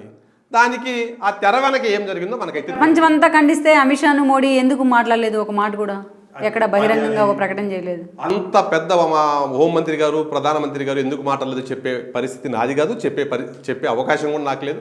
వాళ్ళు ఎందుకు మాట్లాడలేదు బీజేపీ నాయకులు సమాధానం చెప్పాలి. నాకైతే అది అవగాహన కదా. అలాంటి బీజేపీతో పొత్తులు పెట్టుకునేందుకు ఈరోజు టీడీపీ సిద్ధం అవుతుంది. మరి ఎలా దీన్ని ఒకటండి, జనసేన, తెలుగుదేశం పార్టీ ఆంధ్రప్రదేశ్లో వైఎస్ఆర్ కాంగ్రెస్ పార్టీని లేకుండా చేయాలని అలయన్స్లోకి వచ్చాం. వైఎస్ఆర్ కాంగ్రెస్ పార్టీని వ్యతిరేకించి వైఎస్ఆర్ కాంగ్రెస్ పార్టీ అవినీతి అరాచక ప్రభుత్వాన్ని గది దింపేందుకు, వాళ్ళ అవినీతి మీద చర్యలు తీసుకునేందుకు ఎవరు కలిసి వచ్చినా స్వాగతిస్తాం. అంటే వాళ్ళ వాళ్ళ వాళ్ళ ప్రభుత్వాన్ని గది దింపాలా, వాళ్ళ అవినీతి మీద చర్యలు తీసుకోవాలా, దానితో ఎవరు వచ్చినా స్వాగతిస్తాం. కానీ కేవలం అధికారం భాగస్వామ్యం కాదు, అవినీతి మీద చర్యలు తీసుకునే దాంట్లో కూడా భాగస్వామ్యంతో వస్తే స్వాగతిస్తారు తప్ప అది బీజేపీతో కలిసి వస్తారా లేదా అని మనం అంటే 5 ఏళ్ల నుంచి వదిలేసి ఇప్పుడు తీసుకుంటామని మీరు నమ్మి వాళ్ళతో పొత్తులకు సిద్ధమవుతారా? అది చంద్రబాబు నాయుడు గారు రాష్ట్ర పార్టీ తెలుగుదేశం పార్టీ అధ్యక్షుడిగా చంద్రబాబు నాయుడు గారు ఏ పార్టీతో పొత్తు ఉండాలి, ఏ పార్టీతో పొత్తు ఉంటే ఈ అరాచక ప్రభుత్వాన్ని సాగనంపుతాం, ఈ అరాచక ప్రభుత్వం అవినీతి మీద చర్యలు తీసుకుంటాం. రాబో కాలంలో ఆంధ్రప్రదేశ్లో 10 లక్షల కోట్ల అప్పులు చేసి ఆంధ్రప్రదేశ్లో అప్పులు కూడా పట్టిన పరిస్థితికి ఆంధ్రప్రదేశ్ని తెచ్చి ఆంధ్రప్రదేశ్లో ఏ కార్యక్రమం చేయాలన్నా జోలు పట్టుకునే పరిస్థితి తెచ్చినా ఈ రాష్ట్రాన్ని మళ్ళీ ఏ విధంగా అభివృద్ధి చేసుకోగలం, ఈ అన్నిటిని చూసుకున్న తర్వాత చంద్రబాబు నాయుడు గారు ఒక నిర్ణయం తీసుకుంటారు. అది బీజేపీతో పొత్తు ఉంటుందా ఉండదా అని చంద్రబాబు నాయుడు గారు జగన్మోహన్ రెడ్డి ఒకటే ఎజెండా మీకు బీజేపీతో పొత్తుల్లో, అంతేనా? రాష్ట్ర ప్రయోజనాలు ఏం అవసరం లే. నేను అదే చెప్పాను ఇందాక. రాష్ట్రాన్ని దివాలా తీయించాడు, 10 లక్షల కోట్లకు వడ్డీలు కట్టుకోలేని పరిస్థితులకు తెచ్చేశాడు, జీతాలు ఇవ్వలేని పరిస్థితులకు తెచ్చేశాడు. ఈ పరిస్థితి నుంచి ఆంధ్రప్రదేశ్ను బయటపడాలంటే ఏం చేస్తే బాగుంటుందో దాని ప్రకారం పొత్తులపై నిర్ణయం తీసుకుంటారని చెప్తున్నాను. కానీ ఒక విషయం, గతంలో మీరు అమరావతి అప్పుడు మోడీని చీఫ్ గెస్ట్గా పిలిచారు కదా, రాజధాని చేసినప్పుడు మట్టి తీసుకొచ్చి నీళ్లు తీసుకొచ్చి మీ మొహాన్ని కొట్టారని మీరే మాట్లాడారు. ఇవాళ మళ్ళీ అదే బీజేపీతో ఏ ఫేస్ పెట్టుకుని టీడీపీ ముందుకెళ్ళాలని ఒకవేళ వాళ్ళు పిలిచినా మేము కరాఖండిగా వద్దని తేల్చి చెప్పేసేయచ్చు కదా. మీకు ఆన్ ఎవిడెన్స్ కనిపిస్తుంది బీజేపీ రాష్ట్రానికి ఏం చేసింది 5 ఏళ్లలో 10 ఏళ్లలో అని. నేను అదే చెప్తున్నానండి. పొత్తు పెట్టుకుంటారా పెట్టుకోరా అన్నది ఇప్పటి వరకు ఏ క్లారిటీ లేదు. ఒకవేళ పెట్టుకుంటా ఉన్న 2 ఆస్పెక్ట్లు ఉంటాయి. ఒకటి, ఈ అరాచక అవినీతి ప్రభుత్వాన్ని సాగనంపటం. 2, భవిష్యత్తులో ఈ రాష్ట్రాన్ని మళ్ళా పునర్నిర్మించుకోవాలంటే ఏం చేయాలి. ఈ రెండు ప్రాతిపదికనే పొత్తులు ఉంటాయి. గతంలో అన్యాయం జరగవచ్చు, గతంలో అన్యాయం జరిగిందని భవిష్యత్తు అంతా కూడా అన్యాయమే కావాలా, అన్యాయం అయిపోవాలి ఈ రాష్ట్రాన్ని, ఎవరు సహాయం చేయకూడదు అనుకోవడం కూడా తప్పే కదా. దేర్ గారు, ఎస్పీ గారు, ఒక్క విషయం ఏంటంటే మీరు లాస్ట్ 10 years కాంగ్రెస్ మీద విభజన చేసిందని ఎంత కోపం ఉందో, కట్టుబట్టలతో రాష్ట్రాన్ని మిగిల్చిందని, అంతకంటే బీజేపీ ఆ కట్టుబట్టలు కూడా లేకుండా తీసుకెళ్తుందన్న కోపం ఈరోజు ప్రజల్లో ఉంది. నాకన్నా మీకే ఎక్కువ తెలిసి ఉంటుంది, ఎందుకంటే లాస్ట్ 1.5 yearగా మీరే జనంలో ఉన్నారు పాదయాత్ర రూపంలో కదా. అలాంటి బీజేపీతో మీరు రేపు పొత్తులు పెట్టుకునే పరిస్థితి వస్తే ఎలా కన్విన్స్ చేస్తారు జనాలను కానీ క్యాడర్ని కానీ? మేము ఇప్పుడు అధికారంలో లేము. 5 సంవత్సరాలు అధికారాన్ని ఎంజాయ్ చేసినటువంటి జగన్మోహన్ రెడ్డి 5 సంవత్సరాలు ఈ రాష్ట్రంలో అన్ని వర్గాలను మోసం చేసినటువంటి జగన్మోహన్ రెడ్డి 5 సంవత్సరాలుగా బీజేపీ కనపడితే నడువు లొంగిపోయి ప్రధానమంత్రి గారు కాళ్ళు మొక్కాడు కదా. అంటే ఆయన మెడలో ఉంచుతా అన్నాడు కదా, కాళ్ళు మొక్కాడు కదా. జగన్మోహన్ రెడ్డి గారిని ప్రశ్నించాలి కదా, ఇంత అన్యాయం చేసింది బీజేపీ, ఎందుకు కాళ్ళు పట్టుకుంటున్నామని. జగన్మోహన్ రెడ్డి గారిని నమ్మి ఓటేసింది ఎవరు? ముస్లిమ్స్, క్రిస్టియన్స్ 99% ఆయనకు ఓటేశారు కదా. ఇప్పుడు ఆ వర్గాలకు వ్యతిరేకంగా, మా మనోభావాలకు వ్యతిరేకంగా నువ్వు బీజేపీతో కలవని నీకు ఓటేశాం, నువ్వెందుకు పోయి పదే మోడీ గారి కాళ్ళు పట్టుకుంటున్నావు అని చెప్పి అడగాలి కదా జగన్మోహన్ రెడ్డి గారిని. మేము ఆ రోజు బీజేపీతో విభేదించాం. భారతదేశంలో ఎవ్వరూ పోరాటం చేయనంత స్థాయిలో ఆ రోజు తెలుగుదేశం పార్టీ రాష్ట్రం కోసం పోరాటం చేసింది. ఏం పొలంతా కదా లేవు చంద్రబాబు నాయుడు గారికి, నరేంద్ర మోడీ గారికి. రాష్ట్రం కోసం ఆ రోజు పోరాటం చేశాం. అయినా మా పోరాటాన్ని పక్కన పెట్టి జగన్మోహన్ రెడ్డి గారిని నమ్మారు కదా రాష్ట్రంలో ప్రజలు. జగన్మోహన్ రెడ్డి గారిని నమ్మితే మోడీ గారికి వ్యతిరేకంగా ఉంటాడని కొన్ని వర్గాలు ఆ రోజు జగన్మోహన్ రెడ్డికి అధికారం ఇస్తే, ఈరోజు మోడీ గారు 4.5 సంవత్సరాలుగా అడుగున మోడీ బీజేపీ భజన చేస్తే ఆ వర్గాలను మోసం చేసినట్టు అవునా కదా? వాళ్ళంతా ఇప్పుడు మీ వైపు వద్దాం అనుకుంటే మీరు కూడా మోసం చేసే పరిస్థితి. మేము తెర వెనక ఏం చెయ్యం, జగన్మోహన్ రెడ్డి గారి మాదిరి కాదు. మేము తెర వెనక ఏం చెయ్యం. 2014లో రైట్ రాయల్గా బీజేపీతో పొత్తు పెట్టుకొని పోయాం. తెర వెనక ఒక మాట, తెర ముందు ఒక మాట తెలుగుదేశం పార్టీ చరిత్రలో లేదు. మేము ఏది చేసినా చెప్పేసేస్తాం. ఒకవేళ బీజేపీతో పొత్తు 2014లో ఉన్నాం, ఒక్క మైనార్టీ కుటుంబం మీద దాడి జరిగిందా? ఒక క్రిస్టియన్ కుటుంబం మీద దాడి జరిగిందా? ఆ రోజు మైనార్టీలు మా వైపు తక్కువ వచ్చినా దుల్హాన్ పథకం పెట్టింది మేమే. వాళ్ళు హజ్ యాత్రికులు పోతానంటే మేమే ఇచ్చాం, మసీదులకు మేమే డబ్బులు ఇచ్చాం, మైనార్టీ కార్పొరేషన్ లోన్లు మేమే ఇచ్చాం, రంజాన్ తోఫా మేమే ఇచ్చాం. ఒక్క కార్యక్రమం మన జగన్మోహన్ రెడ్డి చేశాడా? ఇప్పుడు ఒక్క కార్యక్రమం చేశాడా? బీజేపీతో పొత్తులో ఉంటే మైనార్టీలకి ఇన్ని మేము చేసాం. బీజేపీ ఏమన్నా మమ్మల్ని నియంత్రించిందా? ఎక్కడైనా ఒక మైనార్టీ మీద దాడి జరిగిందా? ఇప్పుడు ఊరికి ఒక చోట మైనార్టీల మీద దాడులు, ప్రతి ఊరిలో మైనార్టీల మీద దాడులు. ఎందుకు? బీజేపీతో పొత్తు లేదు, నేను పోరాటం చేసామని జగన్మోహన్ రెడ్డి గారు అంటున్నారు కదా. ఈ వర్గాల దగ్గర గంపగుత్తుగా ఓట్లు వేసుకున్నాడు కదా జగన్మోహన్ రెడ్డి. మరి ఎందుకు మైనార్టీలు, క్రిస్టియన్ల మీద ప్రతి ఊర్లో దాడులు జరుగుతున్నాయి? తెలుగుదేశం పార్టీ పొత్తులో ఉన్నప్పుడు కూడా ఒక దాడి జరగలేదు కదా. పొత్తు ఉన్నా లేకపోయినా ఆ వర్గాలను కాపాడేది చంద్రబాబు నాయుడు గారే, మత సామరస్యాన్ని కాపాడేది కూడా చంద్రబాబు నాయుడు గారే. సో బీజేపీతో పొత్తుల విషయం ఇంకా క్లారిటీ రాలేదు, క్లారిటీ రాలేదు. పొత్తులు ఉన్నా లేకపోయినా ఆ వర్గాల సంక్షేమాన్ని కాపాడేదైతే చంద్రబాబు నాయుడు. తెలంగాణలో పవన్ కళ్యాణ్ బీజేపీతో పొత్తుల్లోకి వెళ్ళున్నారు. మొన్నటి ఎన్నికల్లో 8 places ఆయన పోటీ చేశారు, సరే డిపాజిట్ కూడా రాలే. మరి అలాంటి పవన్ కళ్యాణ్తో కూడా సెయిల్ అవుతున్నారు కదా ఈరోజు మీరు. 100% పవన్ కళ్యాణ్ మేము కలిసి పోటీ చేస్తున్నాం. తెలంగాణలో ఆయనకి ఎక్కువ టైం లేకపోయిండొచ్చు, కొన్ని ఇబ్బందుల వల్ల ఆయన డిపాజిట్లు రాకపోవచ్చు, అది మాకు సంబంధం లేని సబ్జెక్టు. ఆంధ్రప్రదేశ్లో జనసేన, తెలుగుదేశం పార్టీ మేము పవన్ కళ్యాణ్ గారు అనౌన్స్ చేశారు, మా నాయకుడు అనౌన్స్ చేశాడు, ఇద్దరు కలిసి మన సభలో పాల్గొన్నారు, కామన్ మేనిఫెస్టో ఇస్తున్నాం. తప్పకుండా మా 2 పార్టీలు కలిసి పోటీ చేస్తున్నాం. మీరు బీజేపీ వస్తుందేమో అని అంటున్నారు, అది ఇంకా నిర్ణయం జరగలేదు. తెలుగుదేశం, జనసేన అయితే కలిసి పోటీ చేస్తున్నాయి. మేమిద్దరం పోటీ చేసిన 2024 ఎన్నికల్లో 160 సీట్లు 55% ఓట్లతో తెలుగుదేశం, జనసేన కూటమి అధికారంలోకి వస్తుంది. అంటే మీకు 2019లో ఒక బెటర్ ఎక్స్పీరియన్స్ ఉంది కాబట్టి మీకు భయం ఒంటరిగా వెళ్ళాలంటే? భయం కాదండి. తెలుగుదేశం పార్టీ 40 సంవత్సరాల రాజకీయ జీవితంలో భయం అనేది తెలుగుదేశం పార్టీ డిక్షనరీలో ఉండదు. అంటే మీరు సోలోగా వెళ్ళిన ప్రతిసారి అంతే అయింది, అందుకని మీరు పొత్తులు పెట్టుకోవాలని వెళ్ళాలనే ఒక మైండ్లో సోలోను ఫిక్స్ అయి ఉన్నారు. మాకు సోలోను అవసరం లేదు. రామారావు గారు ఉన్నప్పుడు పొత్తులు పెట్టుకున్నాం, రామారావు గారు ఉన్నప్పుడు సోలోగా పోయాం, రామారావు గారు తర్వాత పొత్తులు పెట్టుకున్నాం, తర్వాత సోలోగాను వెళ్ళాం. అది కాదు, ఆ ఎన్నికల్లో ఉన్న పరిస్థితులు ఏ విధంగా ముందుకు పోవాలనేది తప్ప ఒక రాక్షసుడు. నేను ఇందాక చెప్పాను, జగన్మోహన్ రెడ్డి గారి ముందు, జగన్మోహన్ రెడ్డి గారి తర్వాత. జగన్మోహన్ రెడ్డి గారి ముందు చాలామంది ముఖ్యమంత్రులు ఉన్నారు.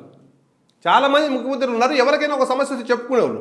రంగనాయకమ్మ ఏ పార్టీ అండి? మా పార్టీకి ఏం సంబంధం? ఆయమ్మ ఒకవేళ మాకు ఓటే క్యాస్ట్ సంబంధం లే. క్యాస్ట్ ఆయమ్మ క్రిస్టియన్ పెళ్లి చేసుకునింది, కేరళ గిట్ని పెళ్లి చేసుకునింది. ఆయమ్మ ఏం క్యాస్ట్? టార్గెట్ అవడానికి కూడా అదే కారణం ఉండొచ్చు. నేనేం చెప్తున్నా, ఆవిడ కమ్మనేమో, నాకు తెలియదు ఆవిడ క్యాస్ట్. ఆవిడ పెళ్లి చేసుకునింది కేరళ ఆయనంట. ఇప్పుడు ఆమె ఉండే ఆస్తులంతా కేరళ వాళ్ళ మామగారి వంట. ఆయమ్మకి ఏం సంబంధం? ఆ అమ్మను వేటాడి వేధించి హైదరాబాద్కు పంపించేదాకా ప్రభుత్వం ఒప్పుకోవాలి. ప్రజలను కాదు, ఐఏఎస్ ఐపీఎస్ ఆఫీసర్లు టార్చర్. అన్న సుబ్రహ్మణ్యం అన్న నువ్వు నన్ను చేయి పట్టుకుని నడిపించున్నా అన్నాడు. ఇదే ముఖ్యమంత్రి గారు కదా. ఫస్ట్ సీఎం అయిన సెకండ్ డే ఐఏఎస్ల మీటింగ్ పెడితే సుబ్రహ్మణ్యం అన్న నా చేయి పట్టుకుని నడిపించినా, నువ్వు నాకు తెలియదు, నన్ను నువ్వే నడిపించినా అన్నాడు. నేను మిమ్మల్ని వదిలిపెట్టిపోయిన వాళ్ళు లేరా ఏంటి? మీ పక్కన గెలిచి ఓ మద్దాలగిరి, ఓ వంశీ, ఓ కర్ణం బలరాం వెళ్ళొచ్చండి. నేను చెప్తున్నాను, తెలుగుదేశం పార్టీని విభేదించిపోయిన ఐఏఎస్లు రిటైర్ అయిన వాళ్ళు తెలుగుదేశం పార్టీని విభేదించుండొచ్చు. వాళ్ళు ఎవరినన్నా అడగండి. ఇప్పుడు మళ్ళీ ఐవీఆర్ కృష్ణారావు గారు మమ్మల్ని విభేదించారు సీఎస్గా ఉండి. ఇప్పుడు జగన్మోహన్ రెడ్డి గారు ఆయన జగన్మోహన్ రెడ్డి విజయం కోసం చాలా పెద్దగా కృషి చేశాడు. ఇప్పుడు పోయి చంద్రబాబు గారి పరిపాలన, జగన్ రెడ్డి పరిపాలన అడగండి. ఎల్వి సుబ్రహ్మణ్యం గారు గత ఎన్నికలప్పుడు సీఎస్గా మేము చెప్పిన పనులు చేయట్లేదు అయినా జగన్మోహన్ రెడ్డికి అనుకూలంగా పనిచేస్తారని మేము కూడా చెప్పాం. వాస్తవం కూడా చేశారు. ఈరోజు ఏమంటున్నారు ఎల్వి సుబ్రహ్మణ్యం గారు? అధికారం వచ్చిన ఫస్ట్ 2 సంవత్సరాల్లో గౌతమ్ సవాంగ్ గారు ఇంకా అరాచకంగా చేశాడు. ఇప్పుడు ఏమంటున్నారు గౌతమ్ సవాంగ్ గారు? నిమ్మగడ్డ రమేష్ కుమార్ గారు ఏమంటున్నారు? ఇప్పుడు ఇట్లా ఈ అధికారులందరూ ఈ పాలన ఏమంటున్నారు? తెలుగుదేశం పార్టీ అధికార ప్రతినిధిగా నేను చెప్తే ఓకే, తెలుగుదేశం పార్టీ నాయకులు చెప్తే ఓకే, సుబ్రహ్మణ్యం అన్న నా చేయబట్టి నడిపించిన అన్న సుబ్రహ్మణ్యం అనే చెప్తున్నాడు ఇప్పుడు ఈ పరిపాలన గురించి. గౌతమ్ సవాంగ్ చెప్తున్నాడు ఈ పరిపాలన గురించి. ఇట్లా సామాన్యమైన వ్యక్తులను కాదు, బ్యూరోక్రాట్లను కూడా వేధించే పరిస్థితికి వచ్చారు. ఎవ్వరు మాట్లాడినా వేధింపులు ఒక్కటే లక్ష్యం. ముందు బీహార్లో ఉండేది అంటారు కానీ నాకు తెలియదు ఈ స్థాయిలో ఉండేది బీహార్లో కూడా. దానికి మించిపోయి రాజ్యం చిన్నప్పుడు ఉండేదేమో. చిన్నప్పుడు కూడా ఈ స్థాయిలో అయితే ఉండేది కాదు అసలు. ఎవ్వరు లేదు, ఎవ్వరు మాట్లాడినా దాడులే, ఎవ్వరు మాట్లాడినా దాడులే. పార్టీ అధికారంలోకి వస్తే ఎంగేజ్ వచ్చిన తర్వాత మళ్ళీ ఇలాంటి వాళ్ళందరినీ దగ్గర తీసే ప్రయత్నం చేస్తారనేది ఒక టాక్. ఇప్పుడు నాకు అక్కడ ఒక చిన్న సబ్మిషన్ కూడా ఉంది ఎస్పీ గారు. గతంలో పవన్ కళ్యాణ్ మీతో పొత్తులో ఉన్న సమయంలో ఆయన ఆవిర్భావ దినోత్సవ వేదికగా మీ పార్టీ అధినేత అప్పుడు యువనేత లోకేష్ గారిని ఉద్దేశించి ఒక సీరియస్ ఎలిగేషన్ చేశారు ఆయన, అవినీతి విమర్శలు. కనీసం ఎక్కడైనా పవన్ కళ్యాణ్ రిగ్రెట్ అవుతూ దానికి కనీసం సారీ చెప్పారా? మళ్ళీ ఆయన్ని మీరు సోలోగా రెడ్ కార్పెట్ బట్టి పొత్తులు కాకుండా ఒకటి జైల్లో నుంచి బయట వచ్చి తెలుగుదేశం పార్టీతో నేను పొత్తు పెట్టుకుంటున్నా అని చెప్పినప్పుడే చాలా క్లియర్గా పవన్ కళ్యాణ్ గారు చెప్పారు. ఏది లోకేష్ మీద ఏమి అప్పుడు నేను చేసిన వాటిని వెనక్కి తీసుకుంటాను. నేను విధానపరంగా ఎందుకు ఆ రోజు ఆరోపణలు చేయాల్సి వచ్చింది, ఆ ఆరోపణల వెనక ఏముంది అని పవన్ కళ్యాణ్ గారు చెప్తూనే నేను విధానపరంగా వ్యతిరేకించాను ఆ రోజు. ఈ ప్రభుత్వాన్ని గద్దెదించాలంటే ఈరోజు అవసరం ఏర్పడిందని ఎవరైతే ఆరోపణలు చేశారో పవన్ కళ్యాణ్ గారే దానికి క్లారిఫికేషన్ ఇచ్చారు. బ్రహ్మాండంగా ఆయన క్లారిఫికేషన్ ఇచ్చారు. ఓకే, పవన్ కళ్యాణ్ గారు ఏదో ఒక మాట అన్నారు, దానికి క్లారిఫికేషన్ కూడా ఇచ్చారు. బొత్స సత్యనారాయణ అసెంబ్లీ వేదికగా విజయ కూర్చో, విజయ అమ్మ కూడా లేదు ఆయన పెద్ద ఆయమను, విజయ గారు కూర్చో, ఇదే అంటే వాళ్ళు చేశారు కాబట్టి మీరు చేస్తారా? అదే నేను చెప్పట్లేదు, మేము చేయమండి. ధర్మాన ప్రసాదరావు ఇట్లాంటి అవినీతి పరునికి ఉరిశిక్ష చేయాలా అన్నాడు. బొత్స సత్యనారాయణ మాటలు కాదు, ఇంకా సీఎంకు లెఫ్ట్ రైటు బ్యాకు ఫ్రంట్ ఎవరున్నారు? వీళ్ళే ఉన్నారు. తెలుగుదేశం పార్టీ పవన్ కళ్యాణ్ గారు అన్నారు, దానికి ఆయనే క్లారిఫికేషన్ ఇచ్చాడు. ఆ రోజు విధానపరంగా మాట్లాడాం, ఈరోజు ఈ అరాచక ప్రభుత్వాన్ని ఎదుర్కోవాలి కలిసికట్టుగా అని చెప్పి పవన్ కళ్యాణ్ గారు వచ్చి చెప్పారు. వీళ్ళ మాదిరి ఎవరు ఎక్కువ తిడితే నేను మాట తప్పను, మడం తిప్పను, వాళ్ళ కథ చూస్తా, వీళ్ళ కథ చూస్తానని చెప్పిన పెద్ద మనిషి ఎవరు ఎక్కువ తిడితే వాళ్ళనే పక్కన కూర్చొని రాజకీయం చేసే పరిస్థితులు తెలుగుదేశం పార్టీ ఉంటుంది. దెన్ రెడ్ బుక్ని దగ్గరుండి చూసినట్టున్నారుగా ఆల్మోస్ట్ 1 ఇయర్ పాటు. ఏంటి ఎందుకు ఆ రెడ్ బుక్ ఏంటి? ఆ రెడ్ బుక్ కథ ఏంటి? తెలుగుదేశం పార్టీ నాయకులను కార్యకర్తలను చట్టపరంగా కాకుండా చట్ట వ్యతిరేకంగా ఎవరైతే ఇబ్బంది పెట్టారో రాజకీయ నాయకులు కానీ అధికారులు కానీ, ఎస్ఐ నుంచి ఎస్పీ దాకా, ఎంఆర్ఓ నుంచి కలెక్టర్ దాకా, పంచాయతీ సెక్రటరీ నుంచి జడ్పీసీఈఓ దాకా, గ్రామస్థాయి కార్యకర్త నుంచి ఎమ్మెల్యే దాకా, వాళ్ళ మీద జ్యుడిషియల్ ఎంక్వైరీ చేసి వాళ్ళని చట్టపరంగా శిక్షించేందుకు ప్రతి ఒక్క పేరు రెడ్డి డైరీలో రాసి జాగ్రత్తగా లోకేష్ గారు ఎత్తిపెట్టుకున్నారు. మా కార్యకర్తలు, తెలుగుదేశం పార్టీ కార్యకర్తలు, చంద్రబాబు నాయుడు గారు ప్రతిపక్షంలో ఉంటే అగ్రెసివ్గా రాజకీయం చేస్తారు, అధికారం వస్తే ఆయన ఎప్పుడు డెవలప్మెంట్, నా రాష్ట్రాన్ని ఎక్కడికో తీసుకెళ్ళాలి, నా రాష్ట్రం అనుకుంటాడు, అభివృద్ధి మీద తాపత్రయపడతాడు. మళ్ళా మా కార్యకర్తలను ఇబ్బంది పెట్టే వాళ్ళు జోలికి రాడు అన్నది మా కార్యకర్తల్లో ఉంది, వైఎస్ఆర్ కాంగ్రెస్ పార్టీ కార్యకర్తలు కూడా అభిప్రాయం ఉంది. అయితే అది గతం. ఇప్పుడు ఆయనకు ఒక కొడుకున్నాడు, ఈ రికార్డ్ అంతా చాలా పక్కాగా రాసి పెట్టుకున్నాడు. దయచేసి చేసిన తప్పు, జరిగిన తప్పు ఇప్పటికన్నా తెలుసుకోండి, ఆఫీసర్లైనా నాయకులైనా. ఉండేది 100 రోజులే. ఏది ఏమైనా తెలుగుదేశం జనసేన కూటమి రాష్ట్రంలో అధికారంలోకి వస్తాను. ఇప్పటికైనా ప్రజాస్వామ్యబద్ధంగా ఉండటం నేర్చుకోండి. అంటే కొట్టాల శివ సినిమా డైలాగ్ చెప్పినంత ఈజీ కాదు కదా, రేపు గ్రౌండ్ రియాలిటీస్లో క్షేత్రస్థాయిలో ఇలాంటి వాటిని ఇంప్లిమెంట్ చేయడం బుక్లో రాసుకున్నంత ఈజీ కాదు కదా. వాడు ఒకటండి 100కు 100% ఇంప్లిమెంట్ చేస్తేనే లోకేష్ గారి మీద ఒక నమ్మకం ఉంది కేడర్కి. ఇప్పుడు లోకేష్ గారిని నమ్ముకొని పెట్టుకున్నారు ఆంధ్రప్రదేశ్లో తెలుగుదేశం పార్టీ కార్యకర్తలు. ఈయన ఉన్నాడు మా నాయకుడు, మా భావి నాయకుడినా, తప్పకుండా ఈ ఎర్ర బుక్ అంతు తేలుస్తాడు. జగన్మోహన్ రెడ్డి పేరు రాశారా ఎర్ర బుక్లో? మర్చిపోయారా? ఊరి పేర్లు రాశారు, లోకేష్ గారు రాసుకున్నారండి. తప్పకుండా ఎవరైతే చట్టానికి వ్యతిరేకంగా వ్యవహరించారో వాళ్ళందరి పేర్లు ఉంటాయి, దాంట్లో డిస్ప్యూటే లేదు. మీకు కూడా బ్లూ బుక్ ఏదో సిద్ధం చేస్తున్నాడు ఆయన మళ్ళీ. అది తప్పకుండా రెడ్ బుక్తో పాటు గ్రీన్ బుక్ కూడా ఆయన రాసుకున్నాడు. ఎవరైతే కష్టకాలంలో పార్టీకి అండగా ఉన్నారో వాళ్ళ పేర్లు కూడా గ్రీన్ బుక్లో రాసుకున్నారు. జగన్మోహన్ రెడ్డి మీకోసం బ్లూ బుక్ రెడీ చేస్తారు. ఏదన్నా చేసుకుని ఏమైతుంది? ఈ 5 ఏళ్లలో ఏ బుక్ చేశాడు? ఈ 5 ఏళ్లలో ఏం చేశాడు? అట్టాటివ్ చేసే కదా కేసులు పెట్టాడు. ఇంకా అంతకంటే ఏం చేస్తాడు? ఏం చేస్తారు? కేసులు పెట్టావు. గుంటూరులో ఉన్నాను నేను, అంగళ్ళలో 307 కేసు పెట్టారు. ఇదే కదా చేస్తారు. ఇంకేం చేస్తారు వీళ్ళు? ఒకటండి, కేసులు అంటే ముందు 307 కేసు అంటే ఒక భయం ఉంది సమాజంలో. జగన్మోహన్ రెడ్డి గురించి మహా ఇదేం చేస్తారా, కేసే కదా అంటారు. ఆ పరిస్థితి చంద్రబాబు నాయుడు గారిని అరెస్ట్ చేసి లోపల పెట్టినాక ఇంకేం చేస్తారు? మహా అయితే అందరిని అరెస్టే కదా చేస్తాడు, అంతకంటే ఏం చేయలేడు. అధికారం ఏం అధికారం? అయిపోయిందండి అధికారం. ఇంకెక్కడ వస్తాడు అధికారంలోకి? ఇంక లేదు అధికారం. అరుంధతి సినిమాలో పశుపతిని ఏ విధంగా అయితే ఒక జీవ సమాధి చేసి అందులో బంధిస్తారో పూజలు చేసి, ఈసారి వైఎస్ఆర్ కాంగ్రెస్ పార్టీని ఆంధ్రప్రదేశ్లో ప్రజలు రాజకీయ సమాధి చేస్తున్నారు. మళ్ళీ బయటకు వచ్చాడు 20 సంవత్సరాలు. ఆయన ఎప్పుడు 20 సంవత్సరాలకు వచ్చాడు, ఇక్కడ 20 సంవత్సరాలకు కూడా రాలేడు. ఆడ బయట వచ్చినది 20 సంవత్సరాలకు, ఇక్కడ కూడా 20 సంవత్సరాలకు కూడా రాకుండా సినిమా చూసి తెలివైన వాళ్ళు ఆంధ్రప్రదేశ్ ప్రజలు ఇంకా శాశ్వతంగా బయట రాకుండా రాజకీయ సమాధి కడతారు. ఇంకా ఆయన అధికారం లేదు, పాడు లేదు, అయిపోయిన చరిత్ర. ఈ గిఫ్ట్ ఏంటి? క్రిస్మస్ గిఫ్ట్ ఏంటి లోకేష్ గారికి? షర్మిల గారిని అడగాలండి. అంటే మోసపోయిన ఒక చెల్లెడు, దగాపడ్డ ఒక చెల్లెడు, పార్టీ కోసం అహర్నిశలో కష్టపడ్డ ఒక చెల్లెడు, సినిమా తీస్తున్నారు ఆయన కొంప తీసి ఒక చెల్లెడు. ఆంధ్రప్రదేశ్లో రాజశేఖర రెడ్డి గారు అమితంగా ఇష్టపడే ఒక బిడ్డ, వాళ్ళ అన్న కోసం ఒక ఆడబిడ్డ అన్న కోసం 3000 కిలోమీటర్లు పాదయాత్ర చేసింది. 3,500 కిలోమీటర్ల ఆయమ్మ పాదయాత్ర చేసింది. పాపం 3,500 కిలోమీటర్ల పాదయాత్ర చేసి అన్న వదిలిన బాణం అని చెప్పింది. తర్వాత అన్న వదిలేసిన బాణం అయింది. అన్న అధికారంలోకి వచ్చిన తర్వాత ఆ బాణాన్ని అన్న వదిలేశాడు. అదే బాణం ఇప్పుడు అన్న వైపు వస్తుంది. అన్న వైపు వచ్చే క్రమంలో గిఫ్ట్ పంపించిందేమో నాకైతే తెలియదు. అన్నకు ఎదురు వస్తుంది ఆ బాణం. ఏందో పిసిసి ప్రెసిడెంట్ అంటారు, కడప లోక్సభ అంటారు. అంటే ఆ బాణం మీ అమ్ముల పొదిలోకి వస్తున్నట్టుంది కదా. మాకు అవసరం లేదండి. ఇప్పుడు ఆ అమ్మ వాళ్ళ అన్నకు గిఫ్ట్ పంపించిందో లేదో నాకు తెలియదు. నేనైతే ట్విట్టర్ అంతా ఎతికా. ఆ అమ్మ వాళ్ళ అన్నకు జన్మదిన శుభాకాంక్షలు చెప్పాలా, క్రిస్మస్ శుభాకాంక్షలు కూడా చెప్పాలా. సీఎం రమేష్ గారికను మీ లోకేష్ గారికి అయితే గిఫ్ట్ పంపింది. ఇంకా ఎవరికొరకు పంపిందో ఆ అమ్మ నాకు తెలియదు. లోకేష్ గారికి అయితే పంపింది. లోకేష్ గారు ట్విట్టర్ వేదికగా దాన్ని చూపించారు కాబట్టి నాకు తెలిసింది. వాళ్ళ అన్నకు పంపించినట్టు నాకు ఎక్కడా తెల్లా. వాళ్ళ అన్న బర్త్డే రోజు శుభాకాంక్షలు చెప్తుందని చూసి అది కూడా చెప్పలా. ఇంత మోసం జరిగినాక ఎందుకు చెప్తుందండి ఆయన? చెల్లెలు, అమ్మ గౌరవాధ్యక్షులు కదండి. రాజశేఖర రెడ్డి గారు ఆయన ఎప్పుడు ఓడిపోలా ఏ ఎన్నికల్లో. రాజశేఖర రెడ్డి శ్రీమతిగా ఆయన ఎప్పుడు ఎక్కడ బయట కూడా రాలా. రాజశేఖర రెడ్డి గారి మరణం తర్వాత బిడ్డ కోసం వాడిపోయి వైజాగ్ సీట్ ఇచ్చి నిలబెట్టాడు. వాడిపోయింది ఆయమ్మ. వైజాగ్ సీట్ ఇచ్చాడు అమ్మకు. ఆయమ్మ వాడిపోయింది. గౌరవాధ్యక్షులుగా పార్టీలో ఉంది. ప్రతిపక్షంలో ఉన్నప్పుడు గౌరవాధ్యక్షులుగా పనికొచ్చినాయమ్మ. వాడిపోయే ఎన్నికల్లో వైజాగ్ ఎంపీగా పనికొచ్చినాయమ్మ. అధికారంలోకి వచ్చిన తర్వాత గౌరవాధ్యక్షులుగా పనికి రాకుండా పోయిందా? అధికారంలోకి వచ్చిన తర్వాత ఆయమ్మ మళ్ళా నువ్వు పోటీ చేసి గెలిచినప్పుడు ఆయమ్మ ఢిల్లీకి పోయేది కదా.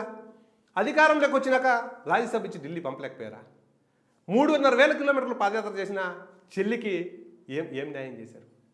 అమ్మకు చెల్లికి న్యాయం చేయకుండా ఆంధ్రప్రదేశ్లో నా అక్కలు, నా చెల్లెమ్మలు, నా సోదరు, మీ అక్కలు చెల్లెమ్మలకే అమ్మకే దిక్కు లేదు. ఇంకా అక్కలకు చెల్లెమ్మలకు ఏం న్యాయం చేస్తుంది ఈ ప్రభుత్వం? కాబట్టి షర్మిల గారు గిఫ్ట్ పండగ పూట పంపించారేమో నాకు తెలియదు. అయితే వాళ్ళ అన్న కూడా ఎక్కడ శుభాకాంక్షలు చెప్పినట్టు కూడా ట్విట్టర్లో ఎక్కడ. సో మీరు సంక్రాంతికి రిటర్న్ గిఫ్ట్ ఇస్తున్నారు మరి ఆవిడకి? మేమేం రిటర్న్ గిఫ్ట్ ఇవ్వట్లేదండి. మేము రిటర్న్ గిఫ్ట్ ఇచ్చినా ఇవ్వకపోయినా ఆ అమ్మకు అన్యాయం చేశారు ముఖ్యమంత్రి గారు అనేది ఆంధ్రప్రదేశ్ ప్రజల్లో ఉంది.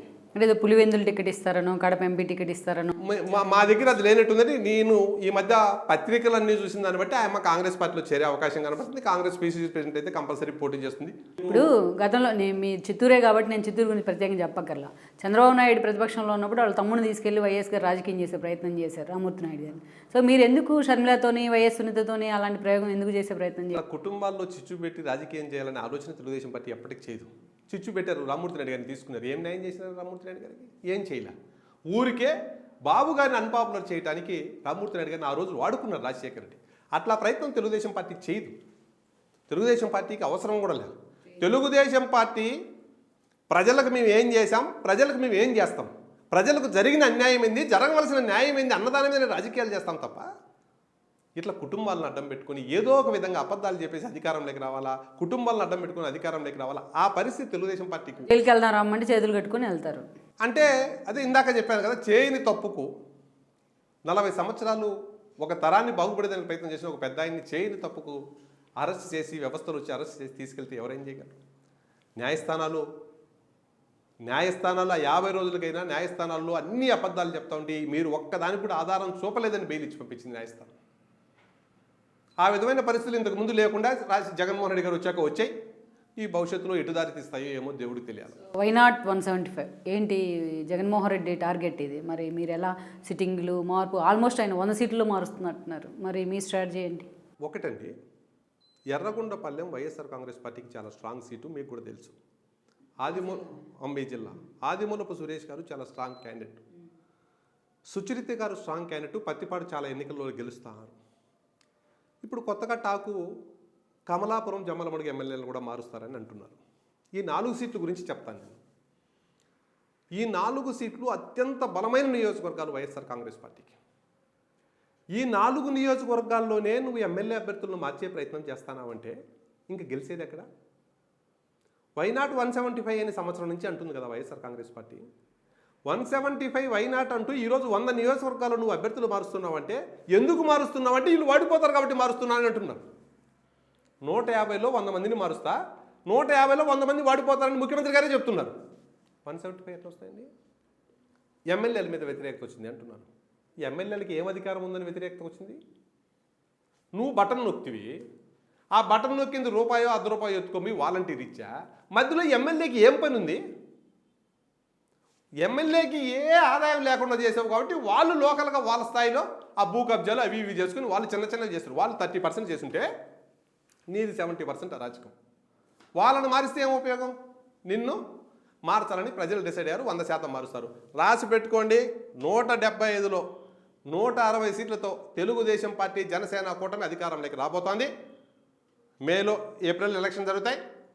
మేలో చంద్రబాబు నాయుడు నేను చంద్రబాబు నాయుడు గారు ప్రమాణ స్వీకారం చేయబోతున్నారు. ఇది పట్ల సూర్యప్రకాష్ నేను అని ఎప్పుడు అది పార్టీ అవకాశం, పార్టీ ఇస్తుంది, తప్పకుండా కష్టపడినారు, పార్టీ అవకాశం ఇవ్వకుండా పోదు. కానీ ముందు రాష్ట్రం బాగుండాలా, పార్టీ బాగుంటే రాష్ట్రం బాగుంటుంది. తెలుగుదేశం పార్టీ అధికారంలో ఉంటే ఆంధ్రప్రదేశ్ అన్ని రంగాల్లో ముందుకు పోతుంది. తెలుగుదేశం పార్టీ అనే వ్యవస్థ బాగుంటే, తెలుగుదేశం పార్టీ రాజకీయంగా బాగుంటే, సమాజం బాగుంటే అప్పుడు మాలాంటి వాళ్ళకందరికీ రాజకీయంగా అవకాశాలు వస్తాయి. ఎవ్వరు ఏ ఇది లేని వాళ్ళకి రాజకీయంగా అవకాశాలు కల్పించేది తెలుగుదేశం పార్టీ. జగన్మోహన్ రెడ్డి గారి మాదిరి నువ్వు 50 కోట్లు డిపాజిట్ చేయి, నువ్వు 100 కోట్లు చేయి, నువ్వు 150 కోట్లు చేయి, ఆ పరిస్థితి తెలుగుదేశం పార్టీలో ఉండదు. సామాన్యమైన యువకులకు కూడా అవకాశాలు లేకుండానే టీడీపీ రాజకీయం చేస్తుంది. 100% సామాన్యమైన యువకులను రాజకీయాల్లోకి తెచ్చేది. అనగానే సత్యప్రసాద్ గౌడ్ వాళ్ళ నాన్న ఎమ్మెల్యేనండి, బీదార్ రాజేంద్ర యాదవ్ వాళ్ళ నాన్న ఎమ్మెల్యేనండి, మంతిన సత్యనారాయణ రాజు వాళ్ళ నాన్న ఎమ్మెల్యేనా, ఇట్లా చెప్పుకుంటా పోతే పేర్లు 150 పేర్లు చెప్తాను. ఏ రాజకీయంగా బ్యాక్గ్రౌండ్ లేకపోయినా కూడా రాజకీయాల్లో అవకాశం కల్పించే తెలుగుదేశం పార్టీని భవిష్యత్తులో కూడా కల్పిస్తుంది. రైట్ సూర్యప్రకాష్ గారు, థ్యాంక్ యూ. సో చూసారు కదా, ఇది ఇవాళ జస్ట్ ఆస్కింగ్ మధ్యపట్ల సూర్యప్రకాష్ గారితో. సో టీడీపీ గెలుపు, జనసేన టీడీపీ కూటమి కలిసి ట్రెండ్ సెట్ చేస్తుందని కూడా ఆయన చెప్తూ వస్తున్నారు. సో ఇది ఇవాళ జస్ట్ ఆస్కింగ్.